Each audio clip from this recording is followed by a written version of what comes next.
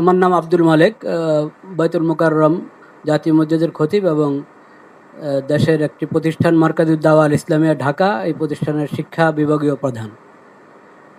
যে কথাটি আমি বলতে চাচ্ছি সেটা হলো, সম্প্রীতি যদি আমরা চাই, আছে আলহামদুলিল্লাহ, এটাকে যদি বাকি রাখতে চাই, তাহলে সম্প্রীতি যারা নষ্ট করে সে বিষয়ে আমাদেরকে নমনীয়তার সাথে অনমনীয় ব্যবস্থা গ্রহণ করতে হবে।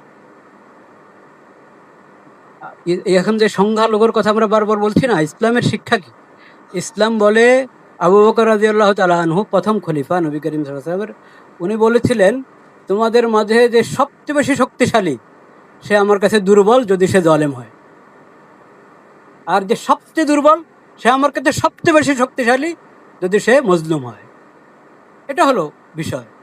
জালিম এবং মজলুম, মজলুম যেই যেই হোক তার পক্ষে আমাকে থাকতে হবে, আর জালিম সে যত বড় হোক, যত সংখ্যাগরিষ্ঠ যা যা তার থাকুক, তাকে জুলুম থেকে বিরত রাখা এটা দায়িত্ব। তথ্য সন্ত্রাস, এটাকে যদি নিয়ন্ত্রণ না করা হয় তো আমরা সম্প্রীতি ঠিক রাখবো কীভাবে? সম্প্রীতি আছে, তাও এখানে এই তথ্য সন্ত্রাস করে পেরেশানি করা হবে। এটার ব্যাপারে অনমনীয় হতে হবে তথ্য সন্ত্রাসের বিষয়।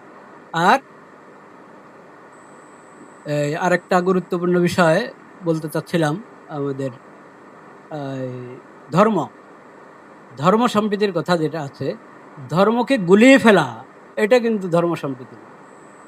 ধর্মের অপব্যাখ্যা, একটা ধর্মে একটা জিনিস নাই, সেটাকে ওই ধর্মের উপরে চাপিয়ে দেওয়া হলো।